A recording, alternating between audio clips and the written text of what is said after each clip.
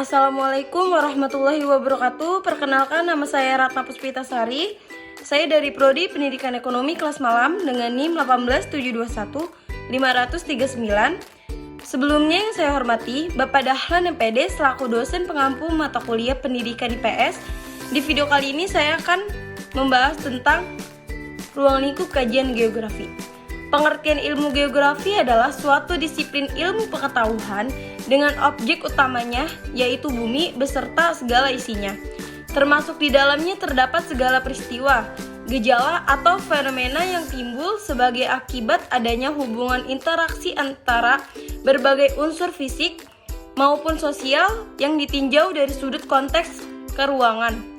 Ilmu geografi muncul berawal dari tuntunan pemenuhan berbagai kebutuhan hidup manusia yang tidak diperoleh dari lingkungan tempat tinggalnya, serta adanya hasrat keingintahuan tentang benda serta gejala yang ada di permukaan bumi. Akhirnya, mendorong setiap manusia untuk mengadakan perjalanan ke daerah di luar tempat singgahnya. Yang kedua ada objek kajian ilmu geografi. Dalam ilmu geografi sendiri terdapat 3 kajian utama. Ketiga kajian geografi tersebut diantaranya, yang pertama ada geografi fisik yang merupakan kajian terhadap dinamika planet bumi serta tema-tema dalam ilmu alam. Contohnya iklim, bantuan, tanah, sungai, dan lain sebagainya. Yang kedua ada geografi manusia yang merupakan kajian terhadap kehidupan manusia, pengaruh manusia terhadap lingkungan, serta aspek-aspek sosial, politik, ekonomi, dan budaya di dunia.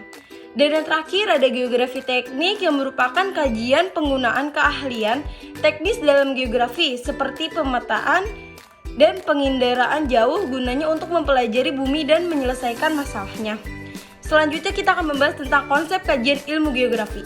Konsep geografi adalah cara memandang geografi terhadap bumi sebagai tempat tinggal makhluk hidup dan bukan sebagai suatu cara untuk menginventarisasi fenomena yang tersebar di permukaan bumi.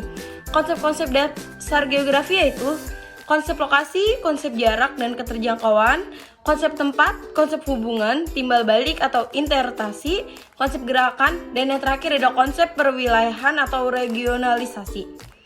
Selanjutnya ada bidang kajian geografi. Secara garis besar bidang kajian disiplin ilmu geografi dibagi menjadi 2, yaitu geografi fisik dan geografi manusia. Yang satu, geografi fisik mempelajari gejala fisik dari permukaan bumi yang meliputi tanah, air, udara dengan proses dan dinamikanya.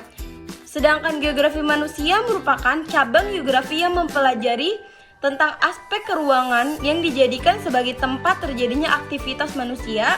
Geografi manusia terbagi menjadi beberapa cabang, yaitu geografi penduduk, geografi ekonomi, geografi politik, geografi pemukiman, dan geografi sosial.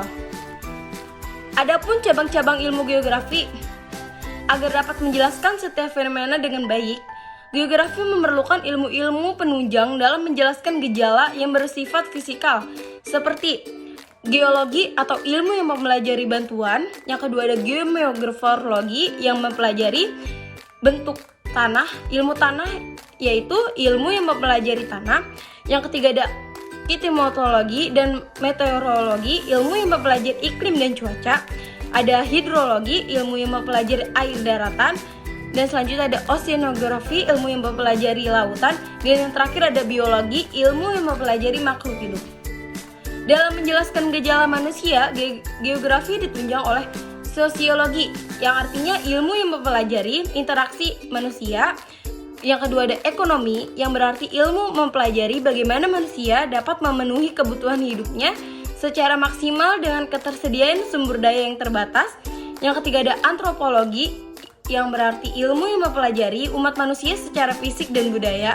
Dan yang terakhir ada sejarah, yang artinya ilmu yang mempelajari peristiwa berdasarkan dari urutan waktu.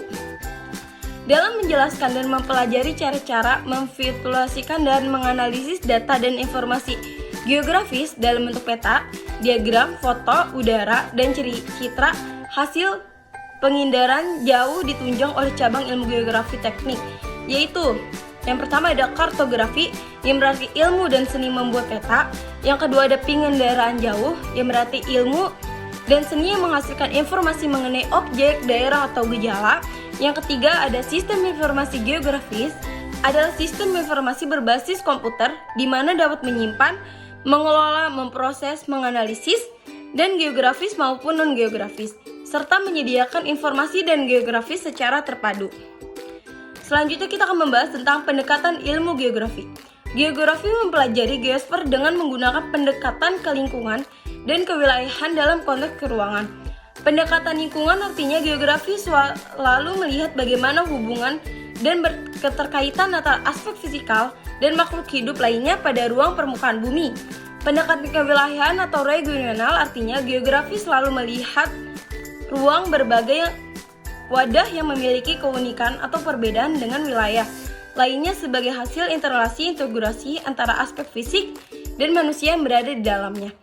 Konteks keruangan artinya geografi selalu melihat ruang dalam pengertian 3 dimensi, yaitu atas atau atmosfer, bawah intosfer, dan luasan hydrosfer, biosfer, dan atmosfer. Geografi selalu melihat pola penyebaran suatu fenomena.